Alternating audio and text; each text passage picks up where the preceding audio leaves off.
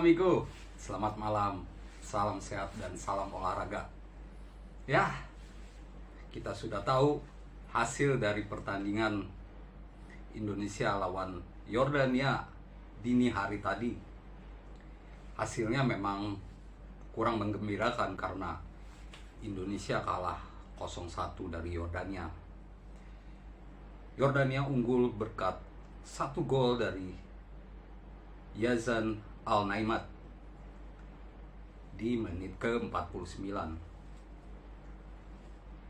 Secara umum pertandingan berjalan seimbang, tapi seperti yang saya sebutkan di video sebelumnya, terbukti Yordania tampil seperti melawan Kuwait. Entah berapa kali kita melihat pemain-pemain Yordania melepaskan tembakan-tembakan jarak jauh dan juga umpan-umpan crossing. Untung saja kita punya kiper yang sangat bagus, yaitu Nadeo Argawinata. Di awal-awal pertandingan saja Nadeo bisa menepis beberapa peluang dari Yordania.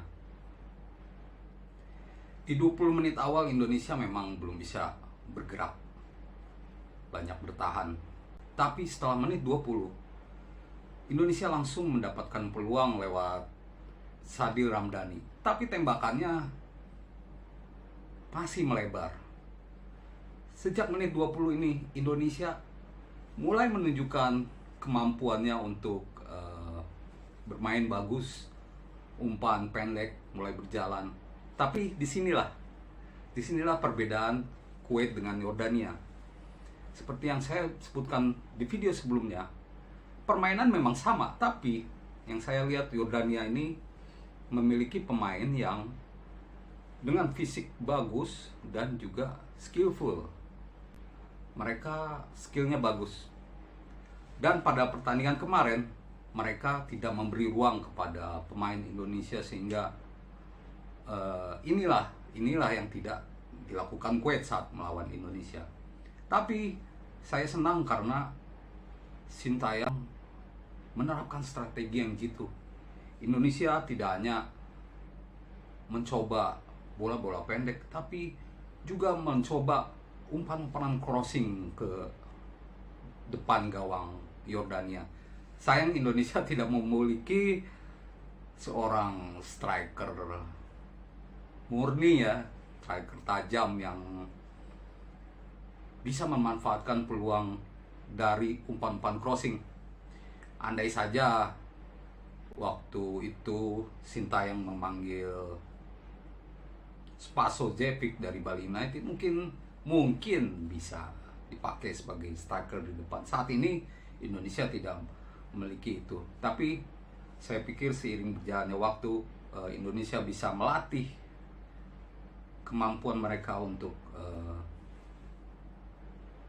melakukan segala variasi permainan, umpan crossing, umpan jauh, bola-bola pendek. Inilah yang saya suka dari timnas Indonesia di bawah Sintayong. Mereka melakukan semuanya untuk menciptakan gol, tapi tidak berhasil menjadi gol. Yaitu catatannya, Yordania memang lebih kuat secara fisik dan mereka punya skill yang bagus. Karena itu hasil kalah 1-0 ini memang kurang menggembirakan, tapi ini tidak menutup peluang Indonesia di laga berikutnya melawan Nepal. Justru harapan untuk lolos Piala Asia 2023 masih ada. Usai pertandingan, pelatih Yordania Hamad Adnan sedikit meremehkan Indonesia. Dia bilang harusnya kami bisa menang banyak gol, tapi pemain banyak membuang peluang. Faktanya memang begitu, dan saya pun melihat mereka memang lebih kuat. Tapi bukan berarti Indonesia tak memberi perlawanan sama sekali, karena peluang-peluang hingga menit injury time pun masih ada. Sayang sekali tidak berhasil menjadi gol. Contohnya saat lemparan ke dalam khas dari Pratama Arahan jauh ke mulut gawang di menit ke-51, dan itu nyaris menjadi gol bunuh diri dari kipernya. Untung saja itu tidak terjadi ya. Nah, merespon komentar pelatih Yordania, Sintayong tetap tenang. Dia bilang kedua tim sudah bermain bagus. Dia pun mengucapkan selamat kepada Yordania karena jadi pemenang di pertandingan ini. Dia pikir kedua tim sudah bermain bagus, dan dia pun memuji permainan skuad timnas Indonesia yang berjuang sampai akhir meskipun tidak berhasil mencetak gol. Fokus Indonesia tentu sekarang ke Nepal, karena laga inilah yang menjadi penentu Indonesia untuk lolos. Seperti saya bilang sebelumnya, di Indonesia ini butuh finishing yang lebih bagus. Lawan Yordania saya lihat beberapa kali ada salah passing ya. Ya mungkin itu wajar, tapi mostly pada umumnya permainan Indonesia sudah bagus, sudah sesuai harapan. Dan ini menghadapi Nepal, Indonesia harus lebih ganas, harus bisa mencetak lebih banyak gol. Dan mungkin ada perubahan strategi lagi dari Sintayong untuk pertandingan nanti lawan Nepal, laga terakhir, laga penentu untuk lolos ke Piala Asia 2023. Pada saat lawan Yordania sedikit berubah karena Lil Pali tidak dimainkan. Tapi itu salah satu strategi pilihan dari Sintayong. Mungkin di laga lawan Nepal akan lebih attacking ya. Saat kemarin mungkin formasi 5-3-2 atau 3-4-2-1, mungkin bisa 4-3-3 di pertandingan terakhir nanti agar lebih menyerang. Gimana peluang lolos nanti? Sekarang kita bicara soal peluang lolos ke Piala Asia. Ini merupakan fase kualifikasi ronde ketiga Piala Asia 2023, diikuti oleh 24 tim, dan saat ini 13 tim sudah pasti lolos. Dan ada 11 tim lagi yang dicari lewat ronde ketiga ini. Yang menarik tentu di grup A, yang dimana ada Kuwait, ada Yordania, Indonesia, dan Nepal. Tapi ya Nepal sudah tidak bisa disebutkan lagi ya, karena peluang mereka udah nyaris tutup. Yordania memang paling berpeluang untuk lolos. Yang menjadi gawat kalau Yordania kalah dari Kuwait. Ini memaksa Indonesia harus menang besar, karena nantinya yang menjadi penentu adalah produktivitas gol.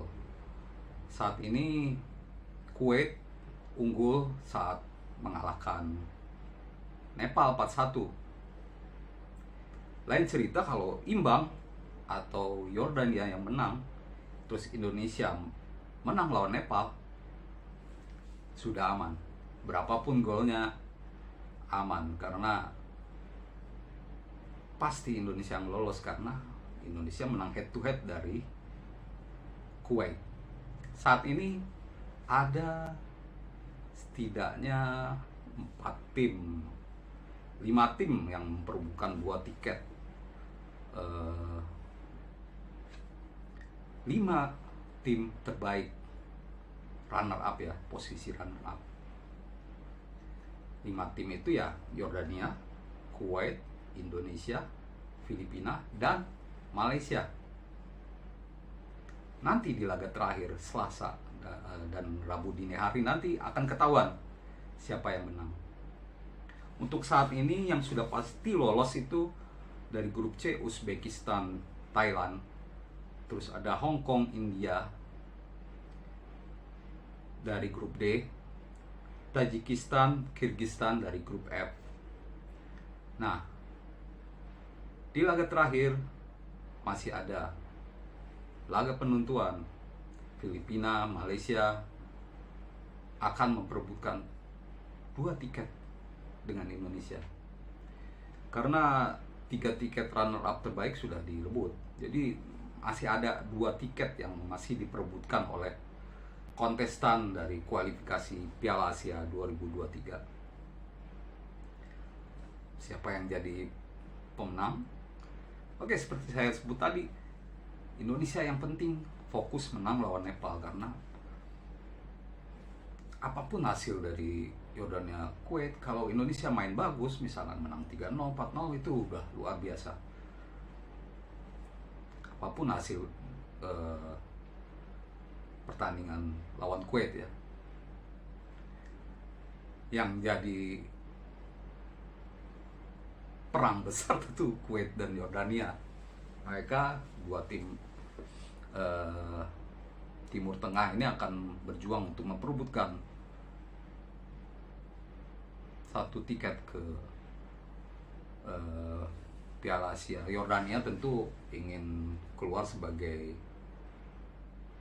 juara grup, maka itu saya pikir nggak mungkin mereka mengalah, dan saya yakin mereka bisa menang karena kekuatan mereka terbaik di grup A. Demikian teman-teman video singkat review pertandingan Indonesia Yordania, dan kita berharap lawan Nepal Indonesia lebih baik, banyak gol tercipta agar makin mulus ke Piala Asia. Jangan lupa subscribe, like, dan komen video ini ya, biar tambah jos. Sampai jumpa di video berikutnya.